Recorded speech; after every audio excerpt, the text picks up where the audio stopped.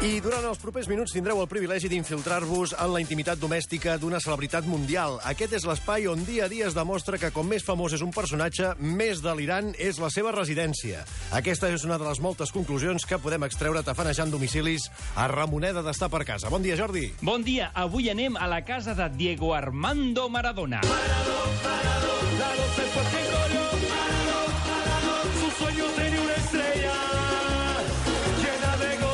Pelusa, Home, què tal? El Cebollita, el Pibe de Oro, o el meu sobrenom favorit que li hem posat mai, el Barrilete Cósmico. Molt descriptiu, aquest. I tant que sí. Bé, ens trobem davant d'un dels personatges més nòmades que hem conegut en aquesta secció, Molt bé. Perquè entre jugador i entrenador ha estat a més d'una desena d'equips, per no dir països. I creieu-me, o el fan fora perquè la lia amb l'equip, o el fan fora del veïnat perquè la lia amb la casa. A veure, ell el 2015 va viure a Dubai entrenant un equip, i sabeu aquella famosa illa artificial que té forma de palmera? Sí, ja l'han acabat o què? Perquè allò ho han deixat una mica a mitges, Sí, està acabat. Està acabada, es molt diu bé. Palm Jumeirah, i ell vivia allà.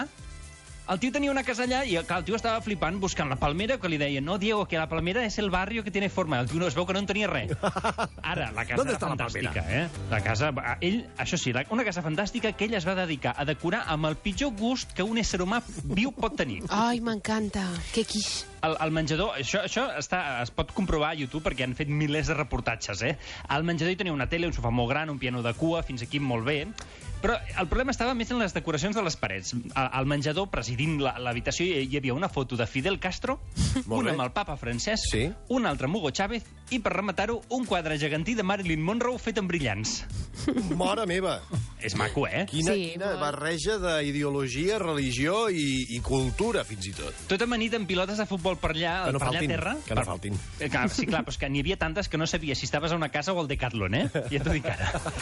El Maradona té una norma a la casa, que això és el que li ha portat una mica de problemes. Es veu que ell no tanca mai amb clau a la nit. Ah, no? Ai. No, sabeu què passa? És que, clar, com que està tot el dia de festa, no cal, perquè sempre hi ha algú viu allà fent coses, i segons ell diu, quan acaba la jarana amb els seus amics, ja venen els de la neteja, així que no cal tancar.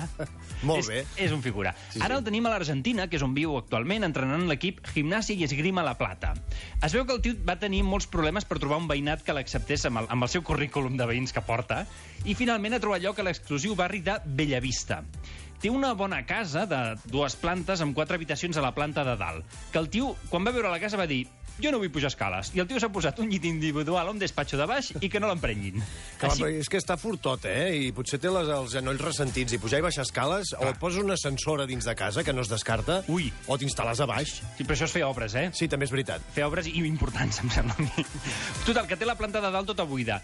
L'únic problema que va tenir Diego Armando Maradona és que a l'hora de signar el contracte va haver-hi un moment de debat amb els propietaris i la comunitat. Ell viu a una urbanització amb seguretat privada. Això és una cosa que ja anirem descobrint, que també és molt de ric, la seguretat privada en el teu propi barri. Que hi hagi una mica de garita, no? A l'entrada una tanca, un senyor armat, fins i tot que et deixa passar o no. Sí, que tampoc vindria... O sigui, és un senyor armat que et deixa passar o no, tampoc vindria a ser la CIA.